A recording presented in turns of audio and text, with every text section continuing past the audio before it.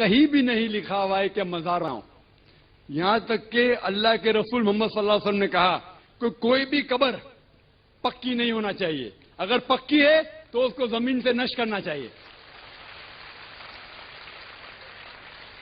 صحیح بخاری کی حدیث ہے کہ اگر کوئی قبر پکی ہے تو اسے زمین کے لیول پہ لے کے آنا چاہیے.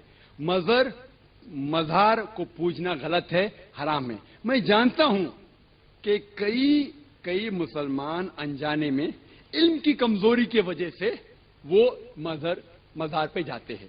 اور میرا یہ کہنا ہے کہ بہت سا کلچر جو ہے، یہ کلچر ہمارے زندگی میں آ جاتا ہے. اور ہمارے باپ دادا پہلے کہیں نہ کہیں ہندو تو ہوں گے، تو ہمارے باپ دادا جاتے تھے مندر، تو ابھی جا رہے ہیں مزار میں. آستے آستے تبدیلی آ رہی. تو میری درخواست ہے کہ اگر آپ اسلام ان بھائیوں سے جو مزار جاتے ہیں، مسلمان بھائیوں، مزار پہ جانا بالکل غلط ہے. محمد صلی اللہ علیہ وسلم نے کہا کہ آپ قبر پہ جاؤ. اگر آپ قبر پہ جائیں گے تو آپ کو یہ احساس ہوگا کہ آپ کبھی نہ کبھی مرنے والے ہیں، تو اللہ پہ اور یقین کریں گے، آخرت پہ یقین ہوگا. تو قبر پہ جا کے ان کے لیے دعا کرنا صحیح ہے. جو آدمی مر چکا ہے ان کے لیے دعا کرو، ان کو دعا نہیں کر سکتے. You can pray for them not to them. مطلب ان کے لیے دعا کر سکتے، ان کو دعا نہیں کر سکتے. آپ سمجھ رہے؟ وہ بیچارہ شخص مر گیا ہے، اچھا شخص تھا، اس کے لیے دعا کر سکتے اللہ اسے جنت فردوس دے، انہیں نعمت دے، انہیں معاف کرے، وہ تک ٹھیک ہے.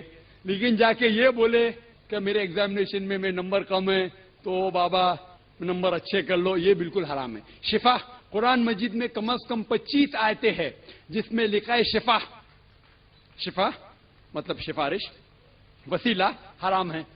2 آیت میں لکھا ہوا ہے صرف ان کو اجازت ہے جو اللہ تعالیٰ آخرت میں ان کو اجازت دیں گے، وہ محمد صلی اللہ علیہ وسلم آخرت میں.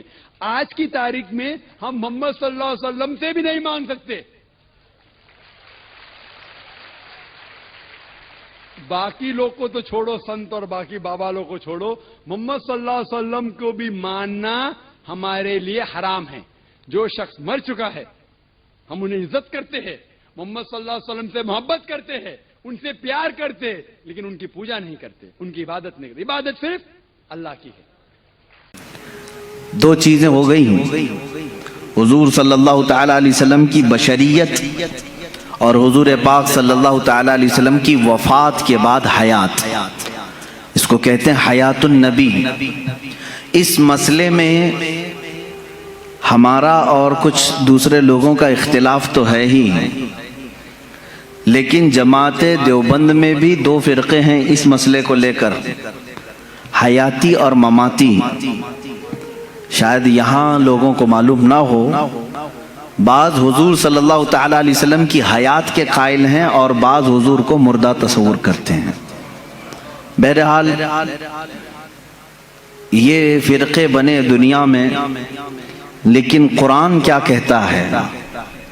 رسول کریم صلی اللہ تعالی علیہ وسلم کے متعلق قرآن کیا کہتا ہے؟ یہ ساری باتیں ہمیں غور سے سننے کی ضرورت ہے.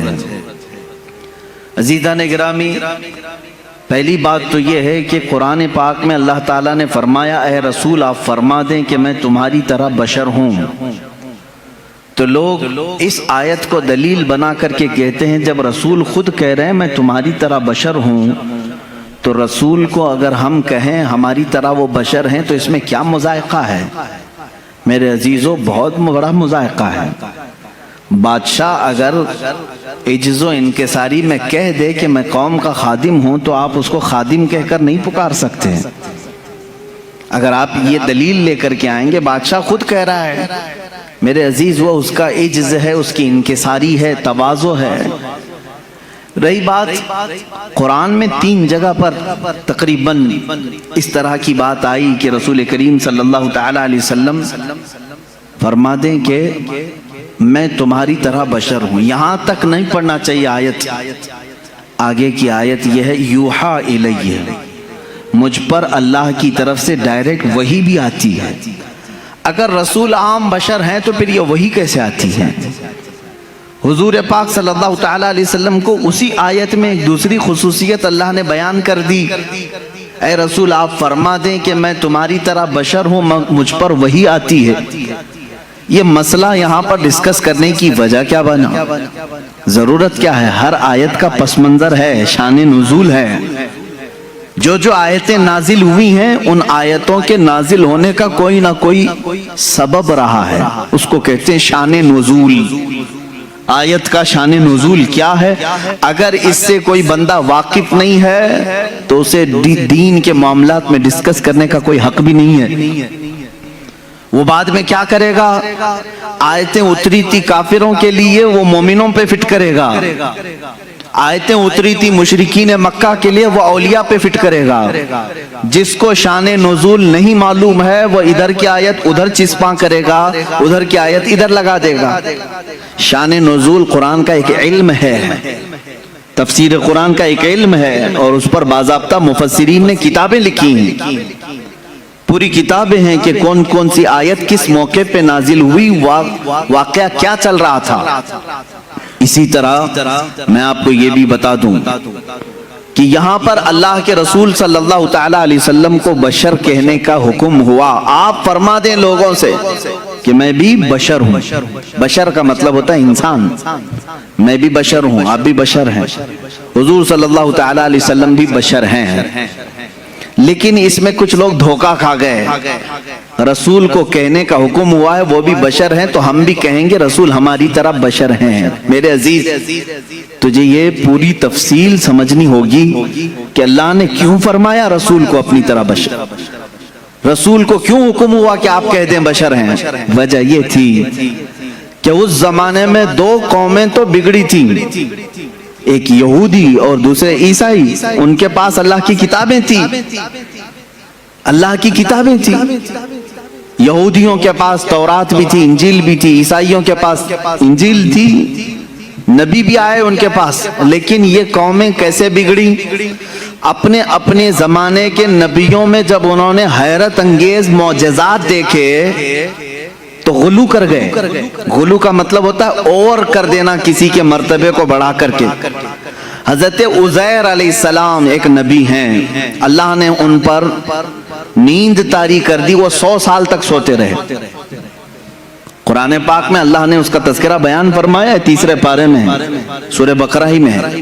100 سال تک ایک ہی مقام پر سوتے رہے، پھر 100 سال کے بعد مولا نے دوبارہ انہیں اٹھایا اور وہ اپنی قوم کے پاس آئے۔ ان کے بچے ان سے بڑی عمر کے ہو چکے تھے، یہ غالباً 33 یا 35 سال کی عمر میں گئے تھے۔ واپس جب اٹھائے گئے 100 سال کے بعد تو ان کی جو عمر تھی وہی تھی، لیکن جو قوم کی عمر تھی وہ 100 سال آگے جا چکی تھی۔ اب اس معجزے کو دیکھ کر کے کئی لوگ ششدر رہ گئے، کیا کوئی 100 سال کے بعد دوبارہ اٹھ سکتا ہے؟ کوئی موت کے بعد دوبارہ آ سکتا ہے؟ تو ان لوگوں نے کیا کہنا شروع کیا، ایسا حیرت انگیز کام ہم نے آج تک دیکھا نہیں تھا۔ اگر عزیر کے ساتھ ایسا ہوتا ہے تو یہ اللہ کا بیٹا ضرور ہوگا۔ وقالت اليہود عزیر ابن اللہ، تو یہودیوں نے کہا عزیر اللہ کا بیٹا ہے، تو انہوں نے کہاں تک بڑھا دیا؟ اللہ کا بیٹا کہہ دیا۔ اب ادھر آئیں عیسیٰ علیہ السلام۔ عیسیٰ علیہ السلام دنیا میں وہ تنہا شخص ہیں جو بغیر باپ کے پیدا کیے گئے۔ آدم علیہ السلام کے بعد، آدم علیہ السلام کو تو اللہ تعالیٰ نے بغیر باپ بغیر ماں کے پیدا کیا، لیکن عیسیٰ علیہ السلام صرف اور صرف حضرت بی بی مریم سے پیدا کیے گئے، اور حضرت مریم کو کسی نے چھوا تک نہیں، وہ اتنی پاکیزہ تھیں۔ جبرائیل امین علیہ السلام نے پھونک ماری اور وہ حملہ ہو گئی، اس حمل سے حضرت عیسیٰ علیہ السلام پیدا ہوئے، اور عیسیٰ علیہ السلام کا لقب بھی ہے روح اللہ۔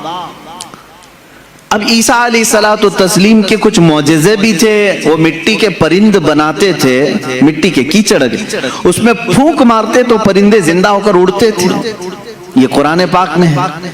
جب عیسائیوں نے یہ تمام حیرت انگیز معاملات دیکھے نبی سے تو کہہ بیٹھے عیسیٰ اللہ کا بیٹا ہے۔ کیا کہا؟ عیسیٰ اللہ کا بیٹا ہے، معاذ اللہ رب العالمین۔ وقالت النصارى المسیح ابن اللہ، نصارہ نے کہا عیسیٰ علیہ السلام اللہ کے بیٹے ہیں۔ پتہ یہ چلا کہ جب نبی سے کوئی حیرت انگیز کام قوم دیکھتی ہے تو خدا تک پہنچا دیتی ہے۔ عزیر علیہ السلام 100 سال کے بعد دوبارہ اٹھے تو قوم نے کہہ دیا اللہ کا بیٹا ہے۔ عیسیٰ علیہ السلام بغیر باپ کے پیدا کیے گئے اور مٹی کے پرندوں میں پھونک مارتے تو اڑنے لگتے، تو عیسائیوں نے کہہ دیا وہ اللہ کے بیٹے ہیں۔ اب ادھر مکہ مکرمہ میں جو جلوہ رسول دیکھا ہے، رسول کریم صلی اللہ تعالی علیہ وسلم کے ایک آدھ حیرت انگیز کام نہیں ہے، ہر دن ایک معجزے کا صدور ہے۔ کبھی یہ رسول انگلی اٹھا کر کے اشارہ کرے چاند پھٹ جائے، کبھی وہ بے زبان جانوروں سے کلام کریں، درخت اکھڑ کر ان کی بارگاہ میں آ جائے۔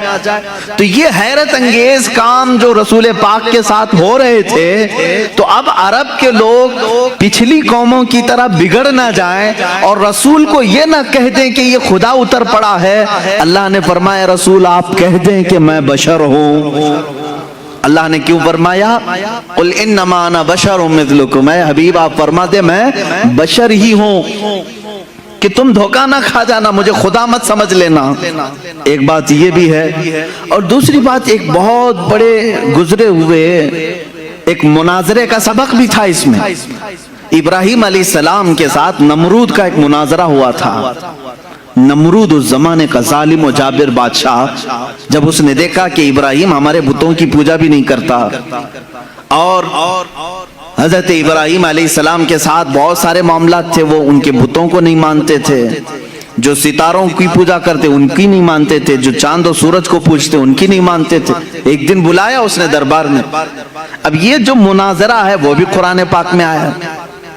حضرت ابراہیم علیہ الصلوۃ والتسلیم سے اس نے پوچھا کہ تم کس خدا کو مانتے ہو، آخر کون ہے تیرا خدا؟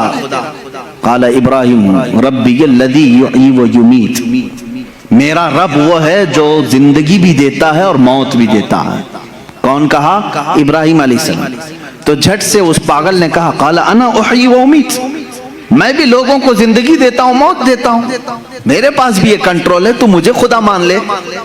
ابراہیم علیہ السلام نے پوچھا وہ کیسے؟ اس نے اپنے جیل میں سے 2 قیدی نکالے، ایک کو آزاد ہونا تھا، ایک کو پھانسی کی سزا ہونی تھی۔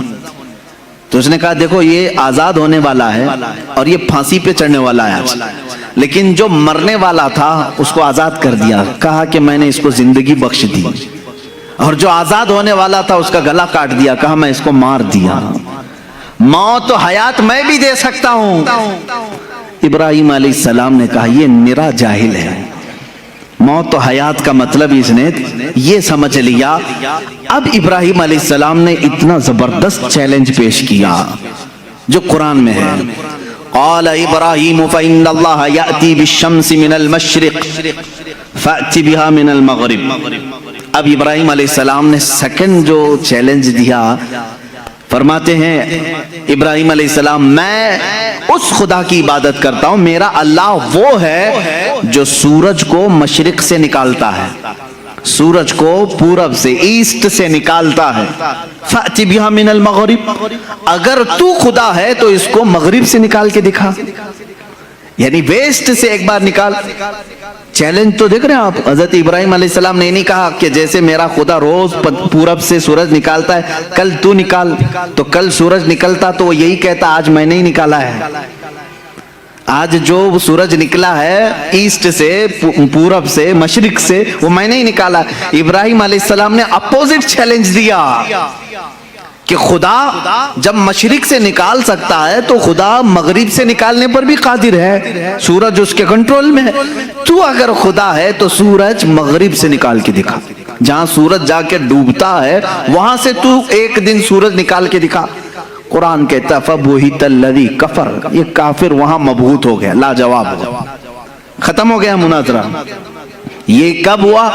ابراہیم علیہ السلام کے زمانے میں۔ ہاں اب اس مناظرے میں جیت اور فتح کس کی ہوئی؟ ابراہیم علیہ السلام۔ کس کی ہوئی؟ اس چیلنج کا جواب وہ نہیں دے سکا، لیکن اس مناظرے سے ایک سبق یہ نکلا، ایک نتیجہ یہ نکلا۔ ابراہیم علیہ السلام نے چیلنج یہ دیا تھا کہ جو خدا ہوگا وہ مغرب سے سورج نکالے گا، جو خدا ہوگا وہ مغرب سے سورج نکالے گا. یہ اس زمانے کو 2000 سال بیت گئے اور جب مدینہ طیبہ کے قریب میں مولا علی کرم اللہ وجہہ الکریم کے لیے نماز عصر قضا ہو رہی تھی, محمد عربی صلی اللہ تعالی علیہ وسلم نے ڈوبے ہوئے سورج کو کہاں سے پلٹایا؟ مغرب سے نکالا. سورج ڈوب چکا تھا, سورج کو واپس اشارے سے پلٹایا. اب یہاں پر وہ والا مناظرہ پھر سے تازہ ہو گیا. ابراہیم علیہ السلام نے تو چیلنج دیا تھا نمرود کو کہ اگر تو خدا ہے تو سورج کو مغرب سے نکال. نمرود تو نہیں نکال کے دکھا سکا, لیکن محمد رسول اللہ صلی اللہ علیہ وسلم نکال کر دکھا دیے ہیں. تو اب کسی کا عقیدہ یہ نہ بگڑے. ابراہیم علیہ السلام نے کہا تھا جو سورج مغرب سے نکالے گا وہ خدا ہوگا. اللہ نے آیت نازل فرمائی, قل انما انا بشر مثلکم, اے رسول آپ فرما دیں یہ دھوکے میں نہ آئے, میں تمہاری طرح بشر ہی ہوں. لیکن میرے عزیزوں ساتھ میں اتنا یاد رکھنا, عام بشر نہیں, وہ نوری بشر ہیں. اللہ رب العزت کی ان پر خصوصی عنایات ہیں. میں مانتا ہوں اے عقل والوں میرا محمد خدا نہیں ہے, مگر دلوں میں یہ نقش کر لو کہ وہ خدا سے جدا نہیں ہے. یہ ہمارا عقیدہ ہے. اب یہ نور و بشر کے جو معاملات ہیں یہاں پر کچھ لوگ کنفیوژن پیش کرتے ہیں, ہے نہیں کچھ, لیکن مجھے ضرورت اس بات کی ہے کہ سنیوں کو ان عقائد اور ان معمولات اہل سنت کو میں واضح طریقے سے بیان کر کے بتاؤں. میرے عزیزو, رسول کریم صلی اللہ تعالی علیہ وسلم کو اگر کسی نے خالص نور ہی کہا اور بشر نہیں کہا وہ بھی گمراہ ہے. حضور صلی اللہ تعالی علیہ وسلم کی بشریت کا اگر کسی نے انکار کیا وہ بھی کافر ہو جائے گا, گمراہ ہے. ہاں اگر کوئی یہ کہتا ہے کہ صرف وہ عام بشر ہیں تو بھی گمراہ ہے. عام بشر, عام انسان کہہ رہے تو بھی گمراہ ہے. تو کہنا کیا چاہیے؟ حضور پاک صلی اللہ تعالی علیہ وسلم کے لیے اہل سنت و جماعت کا عقیدہ یہ ہے کہ وہ نوری بشر ہیں. نوری بشر کا مطلب یہ ہوتا ہے دیکھنے میں تو بشر دکھتا ہے لیکن قدرت میں نوری مخلوق سے بھی بڑھ کر کے ہے. فرشتے نور ہیں, انسان بشر ہے. فرشتے نوری مخلوق ہیں, انسان بشر ہے. اب رسول کو اگر تم نے صرف نور کہا تو فرشتوں میں چلے جائیں گے, صرف بشر کہا تو صرف انسانوں میں. رسول ملائکہ کا بھی رسول ہے, انسانوں کا بھی رسول ہے. اس لیے تمہیں یہ کہنا پڑے گا کہ وہ نبی نور والے بھی ہیں اور بشریت بھی ان کے اندر ہے. ہمارا عقیدہ یہی ہے کہ وہ نوری بشر ہیں. کیا ہیں؟ نوری بشر ہیں. میرے عزیزو, اب جن لوگوں نے یہ کہا کہ رسول ہماری ہی طرح ہیں تو یہ تو عقل میں نہیں آتی بات, عقل میں نہیں آتی. میں کسی سادے سے مسلمان کو بھی اٹھا کر کے پوچھوں گا وہ توبہ توبہ کرے گا, کیسی بات کر رہے ہو, رسول ہماری طرح ہو سکتے ہیں؟ علماء کی بات تو چھوڑو, میں عام سے بندے کو بھی پوچھوں گا کیا تم اس بات کا عقیدہ رکھتے ہو کہ رسول ہماری طرح تھے؟ کوئی کہہ سکتا ہے؟ ہرگز نہیں. ہاں اس طرح کا کن لوگوں نے کہا تھا؟ دو ہی شخصیات ہیں جن کا قرآن میں ذکر ہے جنہوں نے رسول کو اپنی طرح کہا تھا. ایک ابلیس لعین ہے, شیطان مردود ہے, اور دوسرے وہ کفار و مشرکین ہے جو نبیوں کو کہتے تھے, قرآن میں ہے کہ یہ کیسے رسول ہیں, بازاروں میں کھاتے پیتے ہیں, ہماری طرح بازار کرتے ہیں, اٹھتے بیٹھتے ہیں, یہ کیسے رسول ہیں, یہ تو ہماری طرح ہے. تو کافروں نے رسول کو اپنی طرح کہا تھا یا پھر دوسرا کون؟ شیطان نے کہا تھا. اب اگر کوئی بھی کہہ رہا ہو انہی دو کیٹیگری میں سے ہوگا, انہی دو کیٹیگری میں سے, یا تو شیطان کے یہ اولاد میں سے ہوں گے, وارثین میں سے ہوں گے, جانشین ہوں گے, یا سجادہ نشین ہوں گے, یا تو پھر کفار و مشرکین کے دلال ہوں گے, ایجنٹ ہوں گے. قرآن میں دو ہی لوگوں کا ذکر ہے کہ نبی کو اپنی طرح کہنے والے کفار و مشرکین تھے اور ابلیس لعین. شیطان نے کیا کہا تھا جب آدم علیہ السلام کو پیدا کیا گیا؟ اس نے کہا تھا مجھے تو آگ سے بنایا گیا, ان کو مٹی سے, کیسے یہ برابر ہو سکتا ہے, میں سجدہ کروں یہ نہیں ہو سکتا. بلکہ اس نے برابر کیا, اپنے آپ کو ان سے بھی بڑا سمجھا. جیسے آج لوگوں نے کہا ہے نا, کتابوں میں لکھا ہے امتی عمل کرتے کرتے کبھی نبی سے بھی بڑھ جاتا ہے. شیطان نے یہی کہا تھا کہ مجھے آگ آگ سے پیدا کیا ہے، میں آدم سے بڑھ گیا ہوں، یہ مٹی سے ہے۔ عزیزان گرامی وقار، اس طرح کے جملوں سے احتراز کرو، پرہیز کرو، اس طرح کے ڈیبیٹ میں جاؤ بھی مت۔ تم رسول کریم صلی اللہ تعالی علیہ وسلم کی حیات طیبہ میں آج نہیں ہو، ان کی ظاہری زندگی میں نہیں ہو کہ تم ان کے بارے میں فیصلے لیتے رہو گے کہ وہ صرف نور تھے، کہ صرف بشر تھے، عام بشر تھے یا کیا تھے۔ یہ تمام ڈسکشن نہ کرو، قرآن نے ہمیں جتنا کہا ہے اس پر عمل کرو۔ قرآن نے ہمیں یہ کہا وہ بشر تو ہے لیکن عام بشر نہیں، عام بشر نہیں۔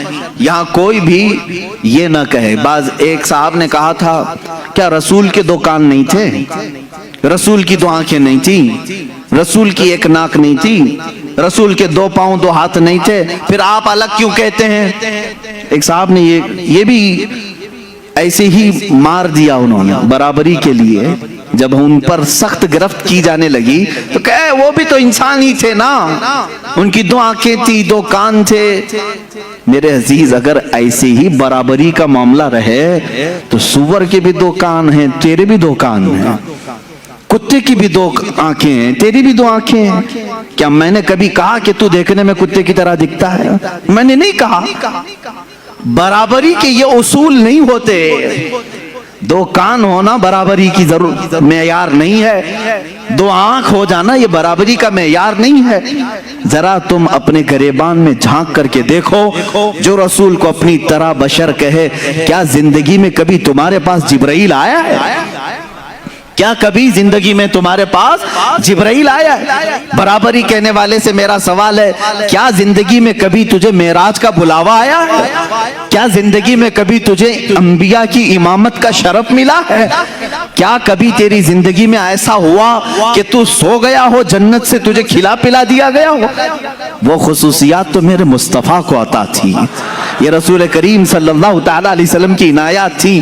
اللہ کے نبی صلی اللہ تعالی علیہ وسلم عید کی نماز پڑھانے کے لیے مدینے سے باہر تشریف لائے ہیں اور کھلے میدان میں نماز پڑھا رہے ہیں۔ صحابہ فرماتے ہیں جب تک میرے آقا صلی اللہ تعالی علیہ وسلم خطبہ دیتے رہے، نماز پڑھاتے رہے، آسمان کا ایک ٹکڑا ابر بن کر چھاؤں پیش کرتا رہا، سایہ بن کر کے سایہ افغن رہا، اور ہمیشہ میرے آقا صلی اللہ تعالی علیہ وسلم جب کبھی دھوپ میں چلتے تھے تو آسمان کا ایک ٹکڑا ساتھ ساتھ چلتا تھا۔ کیا تیرے بھی یہ خصوصیات ہیں؟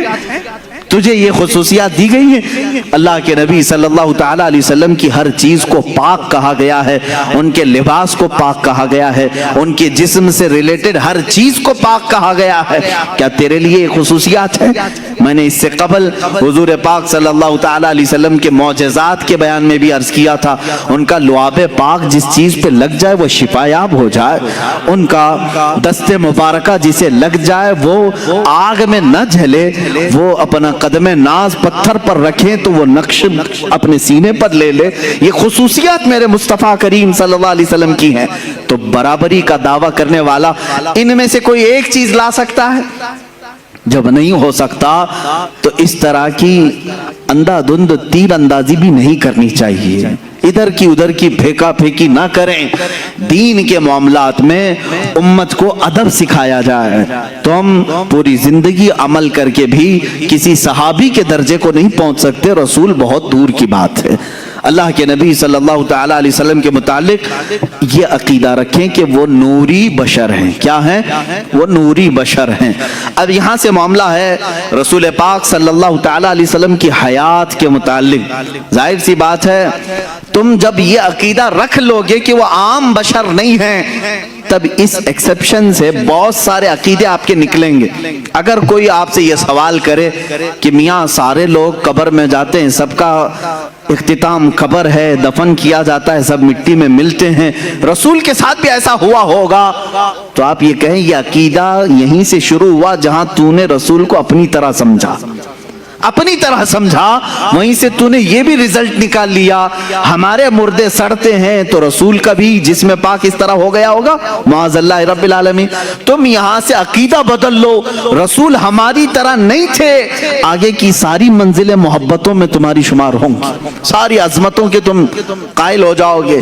حضور پاک صلی اللہ تعالی علیہ وسلم کے بارے میں اگر میں یہ کہوں، ان کے جسم ناز کی بات تو چھوڑو، 14 صدیاں گزر گئی، ان کے جسم پاک پاک سے کٹے ہوئے بال جو آج بھی رکھے ہیں وہ سڑ گل کر کے کہیں ختم نہیں ہوئے، نہ ان کو آگ جلا سکی، پوری کائنات میں آج بھی وہ روشنیاں بکھیر رہے ہیں، ہزاروں عشاق کے سینے میں عشق مصطفیٰ جلا بھی رہے ہیں، جلا بخش رہے ہیں، تو رسول پاک کے جسم ناز کی کیا بات ہے۔ بلکہ بزرگوں نے فرمایا وہ حصہ جو رسول پاک کا جسم لگا ہوا ہے قبر پاک، اس کو کہا گیا ہے وہ عرش اعظم سے بھی افضل ہے۔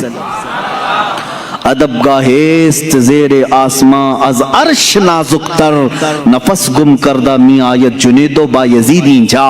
فارسی میں کہا گیا ہے عرش سے بھی نازک ترین ایک جگہ ہے آسمان کے نیچے۔